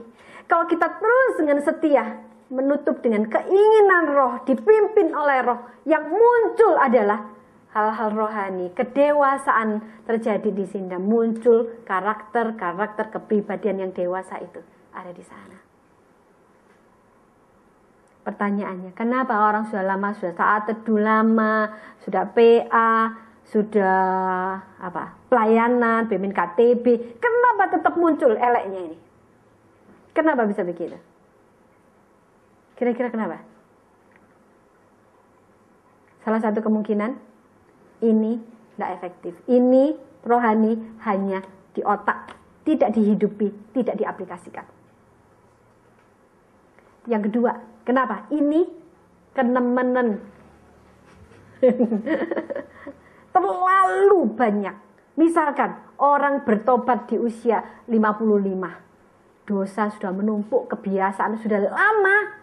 Umur 55 itu kan umur 20, survei mengatakan orang umur di atas 27 mulai keras kepala. Ya, kalau ada yang mulai 27 siap-siap banyak berdoa. Makin keras kepala, makin keras kepala. Jadi makin kaku. Nah, kalau dia bertobat di usia 55, berarti kan kebiasaan pola pikir negatif itu kuat, gitu. Sehingga apa? Firman Tuhan berbicara itu tidak membuat dia sensitif untuk berubah. Kenapa? Ini yang muncul, ini yang muncul. Mungkin tidak sih perubahan sejati terjadi? Mungkin, karena Allah berkuasa. Tetapi realita jiwa manusia itu adalah, hati manusia ini adalah apa? Hati manusia itu seperti wadah begitu. Seperti gelas itu. Kita mau isi dengan apa? Kita tuh mau mengubah ini seperti apa? Nah, itu yang terjadi. Memahami itu membuat kita harus makin rajin mengabarkan Injil kepada orang lain. Supaya sesedikit mungkin kebiasaan buruk itu cepat terkoreksi. Kalau kita ngomong bahwa pola kepribadian, pola asuh itu bisa diperbaiki kok dengan lingkungan. Sehingga kalau pada usia 12 tahun anak itu sudah percaya Yesus, lingkungannya sudah menolong, maka kemungkinan dia proses menjadi sehat sangat besar dibanding orang umur 55 bertobat untuk berubah. Teman-teman bisa melihat bagian ini? Kalau kita ingin bahwa generasi kita ke depan, gereja Tuhan bertumbuh, berdoa sejak sekarang. Kalian punya anak-anak yang cinta Tuhan. Bagaimana anak-anak cinta Tuhan hidup sesuai dengan, kalau papa mamanya juga cinta Tuhan. Bagaimana papa mama suami istri cinta Tuhan? Kalau sebelum menikah sudah cinta Tuhan. Kalau sebelum menikah kita cinta Tuhan, kita secara sehat secara rohani, masuk pernikahan itu apa? Menjalin yang ada, mengefektifkan pelayanan dan melahirkan anak-anak yang sehat secara rohani. Kalau dua pribadi, yang satu masih dua-dua belum sehat, maka terjadi penyatuan. Penyatuannya apa? Penyatuan fisik, penyatuan mungkin uang, tapi secara rohani lemah, maka hal-hal yang fisik ini memicu konflik dan papa mama sibuk menyelesaikan konflik dan hatinya dan tidak punya banyak waktu untuk anak dan untuk pekerjaan Tuhan. Sehingga melahirkan anak-anak nakal, anak-anak yang jadi sulit dirubah, itu yang terjadi. Maka menjadi bagian penting. Kalau pertanyaan berapa besar pengaruh dari masalah-masalah perubahan permanen, ada, misalkan trauma tertentu. Trauma tertentu, itu menjadi memang butuh proses. Saya ketemu, sebelum saya akhirnya berdoa untuk ambil mata kuliah atau ambil kuliah konseling, itu karena saya menghadapi ini. Ada mahasiswa saya, itu merasa dia berbeda. Siswa waktu itu ya, kasih ke SMA, dan dia laki-laki, ganteng, rapi, perlente sekali. Dan ternyata dia suka dengan sejenis. Dia merasa bahwa aku gak baik seperti ini ya. Aku merasa bahwa gak tepat seperti ini. Sampai akhirnya dia berusaha untuk berpacaran dengan yang lawan jenis. Dan dia berkata, gak rasa apa-apa loh Bu, begitu. Tapi kalau ngelihat cowok ganteng, bisa deg, orang ini ganteng, bisa begitu. Waktu itu saya ajak berdoa. Saat teduh sama-sama, PA di tempat saya, tetap saja dia begini, aduh Bu Iis, nggak bisa, gitu. Sampai akhirnya kuliah, dia jadi mahasiswa, tetap saya kaget ketemu dia lagi, kamu di sini, ya Bu, gitu, lagi, gitu. Nah, sekarang ini, saya sudah gak ketemu berarti sudah sekitar 10-12 tahun. Dan saya ketemu mamanya. Dia bilang begini, Bu Iis, kan dia kenalkan diri, terus oh saya mamanya si itu, oh ya bagaimana? Dia tidak mau menikah karena dia berkata, Mah jangan berharap aku menikah, karena aku ini orang khusus dan tidak bisa menikah, Si mama wajah susah, Bu Iis tolong teleponan anakku, seperti itu. Teman-teman, ini apa?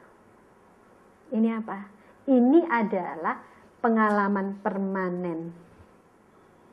Papanya tidak di rumah karena yang mengambil keputusan semua mamanya. Jadi mamanya yang ambil pimpinan dalam rumah itu. Papanya kayak enggak ada. Dan si anak laki ini deket sama mamanya. Jadi dia kebingungan, ini aku jadi perempuan atau jadi laki, jadi peran yang tidak tepat. Muncul dia semacam ini.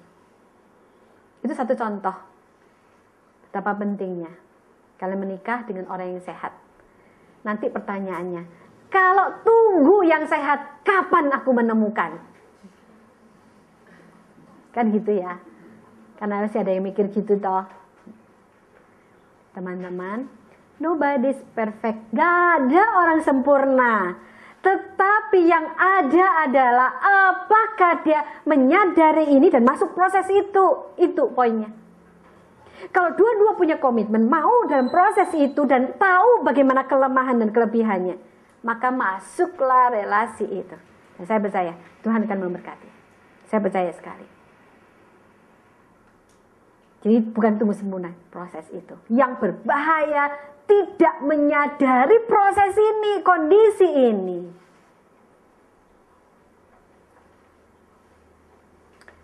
Kalau mau dihitung, saya 13 tahun ini untuk bicara tentang pasangan, dengan pasangan, pranikah dan seterusnya itu puluhan pasangan. Saya setelah tahu hasil akhir, kutip hasil akhir setelah menikah begitu ya. Hal yang penting sebelum apa-apa topik ini. Memahami kepribadian itu menjadi dasar untuk proses itu. Sehingga pernikahan itu diisi dengan apa? Diisi langsung proses pertumbuhan pernikahan dan menolong anak. Tidak harus banyak waktu untuk menyelesaikan konflik dengan pasangan. Baik, berikutnya. Ini teori kepribadian macam-macam, teman-teman bisa lihat. Langsung, next semua. Nah, ini yang zaman dulu kalah ya. Istilahnya masih dipakai, tapi sebenarnya next. Sebenarnya ini teori lama sekali, perhatikan, sebelum Masehi. Jadi kalau kita persekutuan masih membahas ini, itu termasuk sebelum Masehi. Next.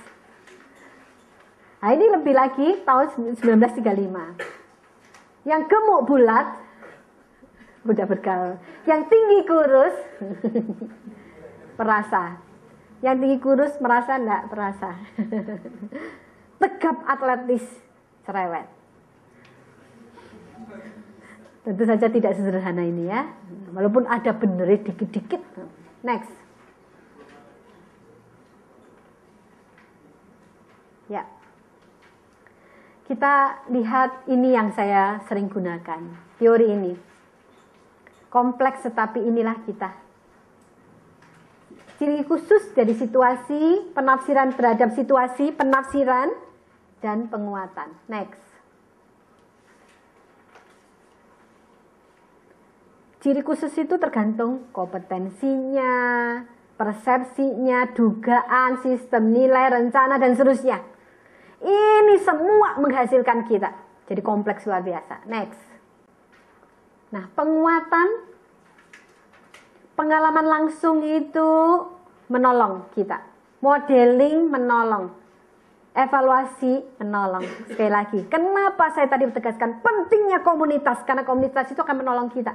Punya pengalaman langsung bersama Tuhan. Kenapa mesti ikut misi Kalimantan? Ya, atau misi-misi yang lain. Ya, teman-teman yang belum tahu misi Kalimantan, nanti tanya sharing misi Kalimantan kayak apa, jalan kaki berjam-jam begitu. Nah, kemudian hidup seperti itu, makan seperti itu. Nah, itu menolong kita supaya kita itu punya pengalaman seperti apa kita sebenarnya. Ya. Waktu saya pertama ke Kalimantan, kaget sekali, airnya kuning. Mau disaring apapun ya tetap kuning airnya. Untuk sikat gigi, untuk cuci rambut, untuk gitu. Jadi saya begini di kamar mandi. Saya keluar lagi. Mau ngomong, tidak bisa ngomong, masuk lagi. Keluar lagi. Ya sudah. Masuk.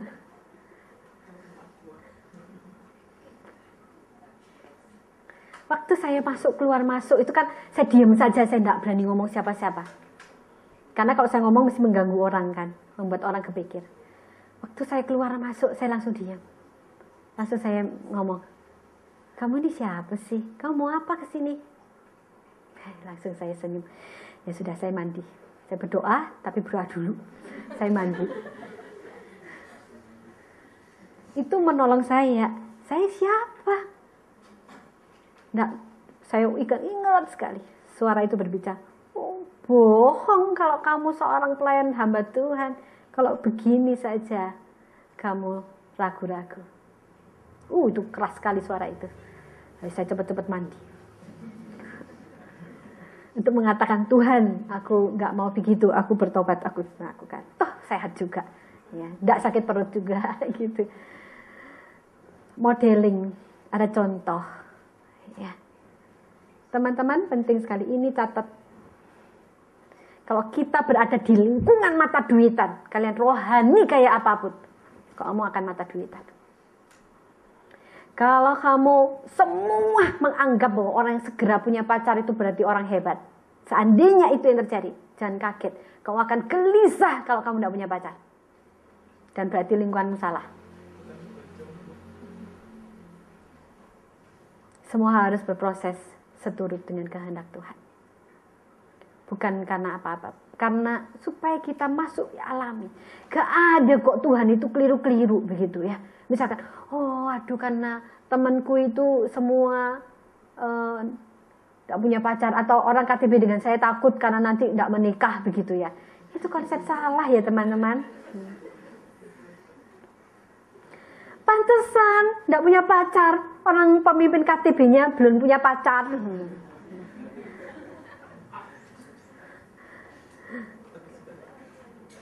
Itu mesti kalimatnya diperbaiki. Modeling itu menolong kita tahu bagaimana berespon ya. Evaluasi baik supaya kita dapat evaluasi. Next. Ada bagian yang konsisten. Next. Ini bisa dipelajari sendiri ini ya. Perhatikan konsisten sepanjang waktu. Usianya 30 sampai 50.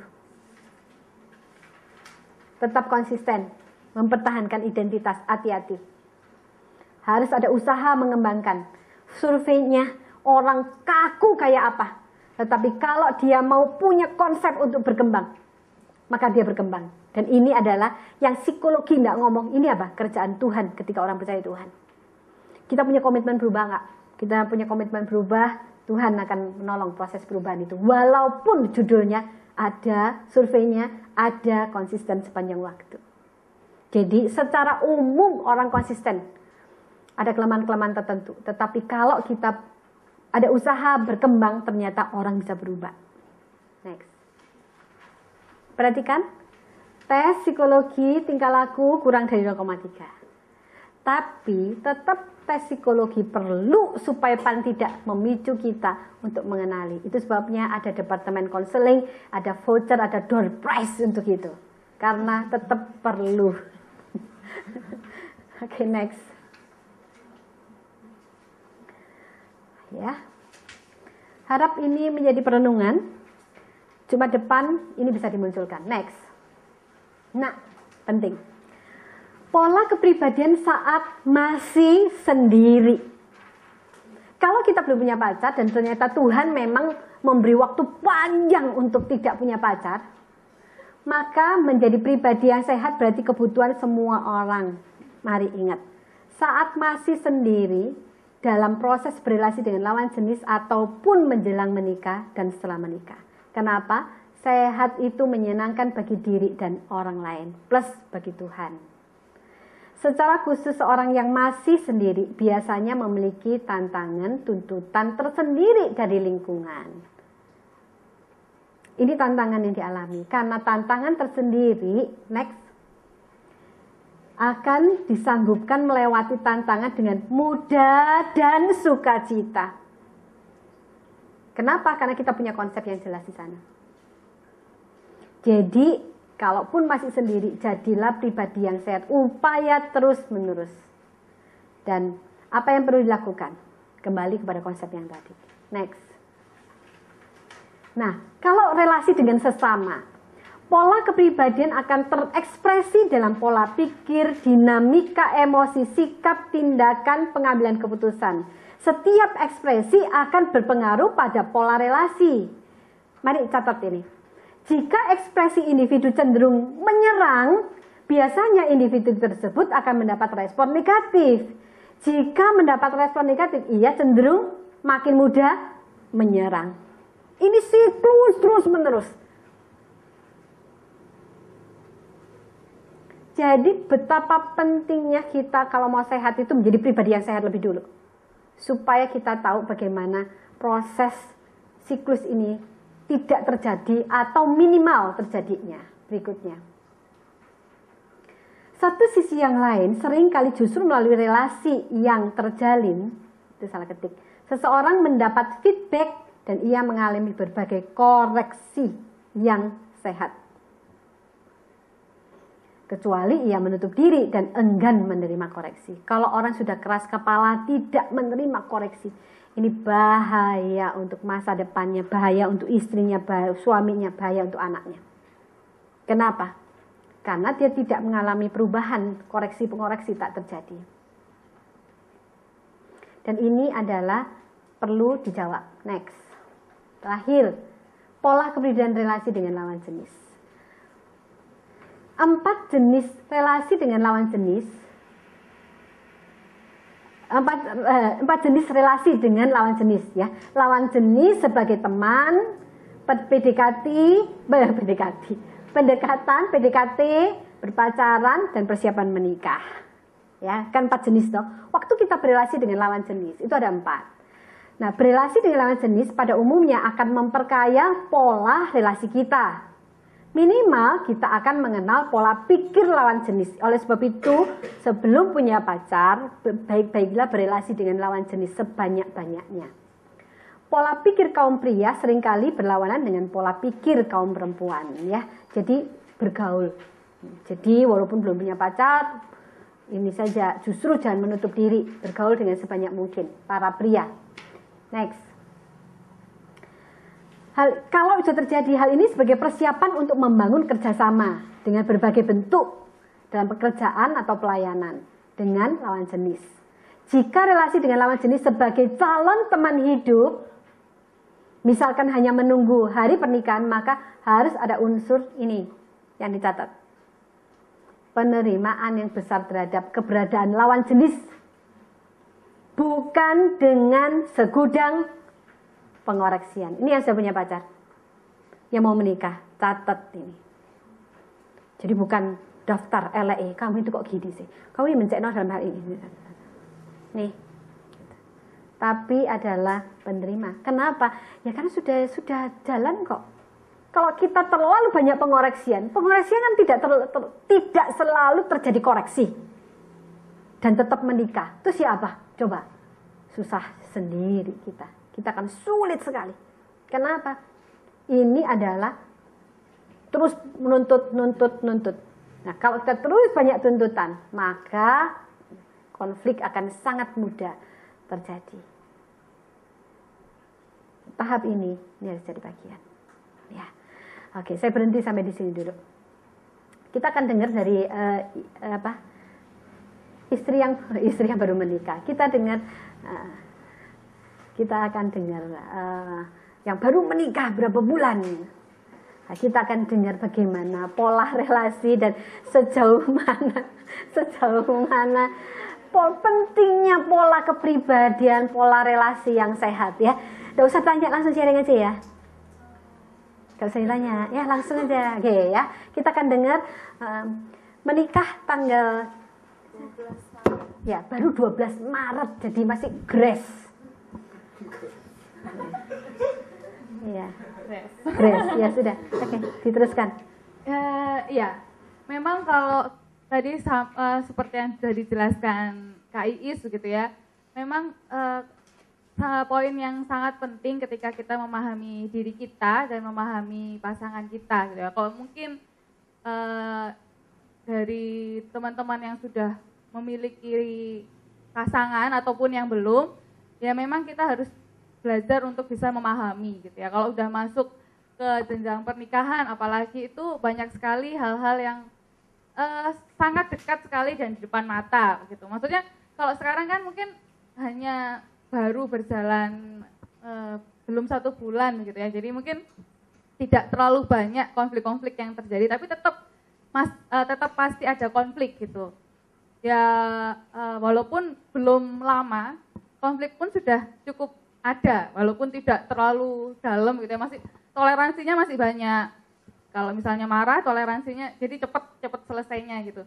Tapi itu akan sangat terlihat sekali di depan mata. Jadi kalau misalnya kita sekarang sedang menjalin relasi, akan sangat lebih baik kalau kita ini benar-benar memahami setiap kondisi yang ada. Kelebihan, kelemahan, dan lain sebagainya. Itu yang akan membantu kita untuk menyelesaikan segala sesuatunya. Jadi lebih paham, oh ya, ternyata apalagi kalau sudah masuk ke dalam keluarga ya, dan kita tahu produknya pasangan kita dari orang tua itu seperti apa. Bisa jadi kan pola asuh yang seperti ini menghasilkan pribadi yang begini. Dan itu lebih, kalau misalnya sudah dekat sama keluarga gitu ya, dari papa, mama, pasangan juga mengenal papa mama kita gitu, itu semakin tahu, oh dia seperti ini karena pola keluarganya begini. Ini akan lebih memudahkan kita untuk menjalin relasi. Jadi kalau sudah berencana menuju jenjang pernikahan, akrabilah keluarganya, itu sangat penting. Karena ya itu, jadi paham, oh ya polanya begini, keputusan yang diambil begini, cerewet-cerewetnya juga mirip ya gitu. Misalnya pola-pola misalnya masalah mengurus kamar, masalah makanan dan lain sebagainya, itu akan lebih kelihatan gitu ya. Jadi itu lebih bagus sih kalau misalnya kita tahu pola keluarga mereka. Itu sangat penting. Itu sih salah satunya. Jadi ya memang itu tadi pola asuh sangat berpengaruh. Salah satunya. Mungkin itu yang bisa disampaikan. Baik, teman-teman mau nanya ke Dina? Ayo tanya. Ya, silakan. Mungkin saya akan tanya seperti, kan memang dua pribadi yang berbeda ya. sebenarnya bagaimana Rika bisa toleransi gitu. Apa yang menyebabkan bisa toleransi? Atau sebenarnya yang kedua itu jadi waktu mau menikah itu apa sih pertimbangan untuk mengiyakan dia, mengiyakan untuk dia menikahimu begitu? Apa pertimbangannya? Buka-bukaan ya. Iya, kalau saya sih, kami sih memang sudah menjalin relasi kan cukup lama gitu ya, 5 tahun. Dan itu waktu yang Tuhan kasih memang untuk kita bisa saling mengenal satu dengan yang lain gitu. Jadi waktu-waktu berelasi itulah yang membuat kita ini belajar kepribadian, misalnya pribadi dia seperti apa, kelemahan dan kelebihannya seperti apa begitu. Itu yang pertama. Jadi dari belajar dari situ sih dan belajar bertumbuh bersama. Walaupun mungkin kadang masih kurang tidak terlalu efektif ya kalau teman-teman mau yang ada mau pacaran setahun 2 tahun, kalau emang itu efektif itu akan sangat efektif. Nah selama waktu itu yang masa-masa dimana mengenal satu dengan yang lain. Terus jadi kemudian ketika memutuskan gitu ya kayak memutuskan. Yeah. Saya kan tergolong orang yang apa sih, kalau beberapa orang tahu gitu, ada di KTP saya tahu, saya tergolong orang yang perfeksionis gitu, maksudnya dulu tuh punya banyak bayangan menuntut begini dan lain sebagainya gitu. Jadi kadang itu yang membuat banyak menuntut akhirnya gitu. Tapi ketika melihat bahwa melihat bahwa ini adalah orang yang tepat yang Tuhan kasih, itu memang akhirnya menjawab semua malah kelemahan saya. Maksudnya ini ya itu tadi, maksudnya mengajarkan saya banyak hal. Dan ketika saya memutuskan itu karena memang saya yakin bahwa Tuhan jawab setiap doa-doa saya gitu. Dan itu yang semakin menguatkan. Pernah ragu-ragu enggak? Oh, pernah gitu. Beberapa kali mungkin ragu-ragu itu pasti ada gitu ya. Apalagi ya itu tadi karena saya orang yang perfeksionis gitu. Kadang sampai yang pernah tanya, bener-bener cocok nggak sih gitu kan pribadinya. Ada beberapa yang pribadi saya dengan dia itu yang sama. Jadinya nanti kalau pribadinya sama nanti mengefektifkan kelemahan gitu ya. Tapi ternyata Tuhan berkata berbeda. Ketika saya menggumulkan bagian ini, Tuhan pasti jawabnya sesuatu yang tidak saya sangka-sangka. Saya kan banyak belajar tentang ilmu psikologi, kepribadian dan lain sebagainya. Dan nampaknya kelihatannya tuh kok nggak cocok ya gitu ya. Tapi ketika saya menggumulkan bagian ini, saya melihat bahwa kasih itu melebihi segala pengetahuan. Gitu. Dan saya mempelajari bagian ini. Bahwa kasih itu melebihi bagaimana kita itu keinginan kita gitu ya. Sesuatu itu kan kalau menuntut itu kan segala sesuatu yang ego kita gitu ya, sesuatu yang egois bagi diri kita. Nah, itu yang membantu dan Tuhan menjawab bagian itu sehingga saya menjadi lebih sehat pribadinya. Hari demi hari Tuhan memproses dan itu tidak boleh dilakukan kalau misalnya kita sudah mengasihi orang. Ya kita benar-benar mengasihi itu sampai melebihi pengetahuan, gitu, melebihi apapun yang ada. Kapan terakhir ragu-ragu sebelum menikah?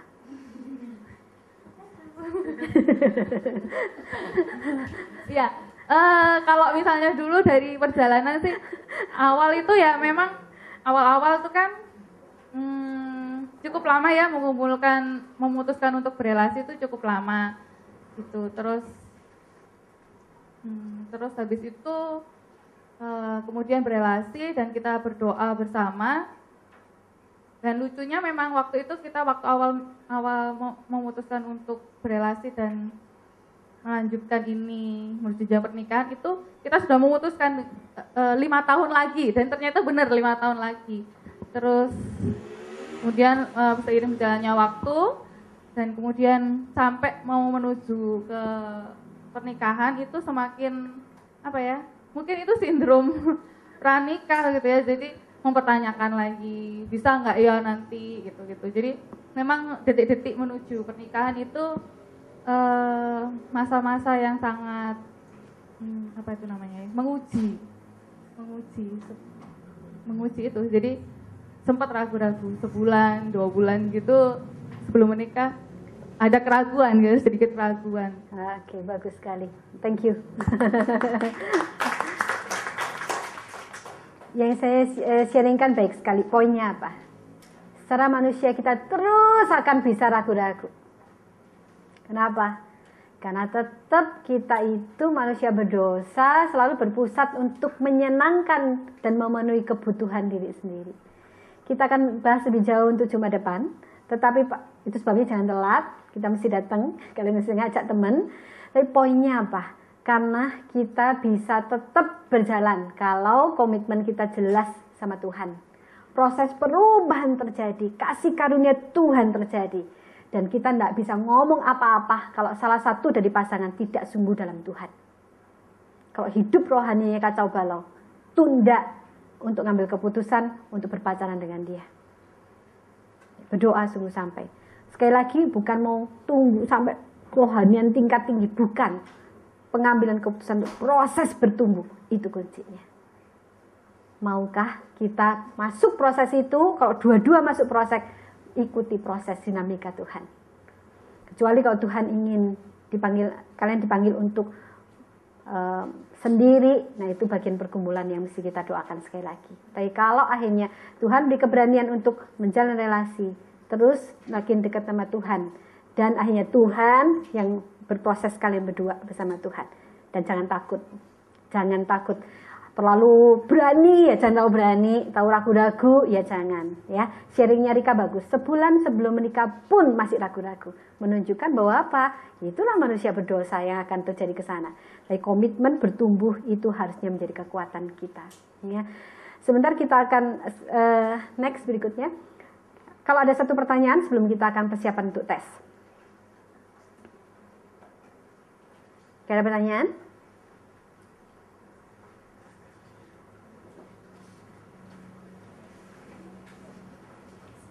Ya, proses pembaruan bersama Tuhan. Mari kita berdoa.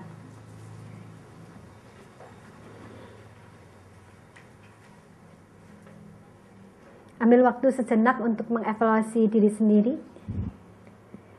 Kalau orang yang sehat secara rohani itu di titik 0.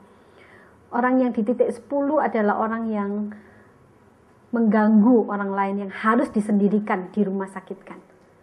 Anda berada di skala berapa?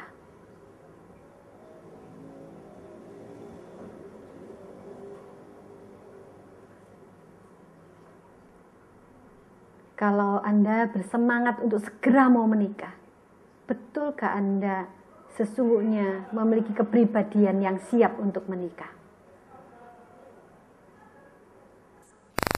Kalau kita masih egois, kalau kita masih terus-menerus ingin jadi subjek, sebenarnya kita belum siap untuk menikah.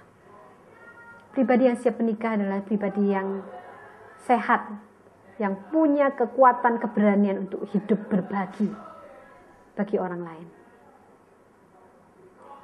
menolong orang lain, dan berkembang, bertumbuh bersama orang lain.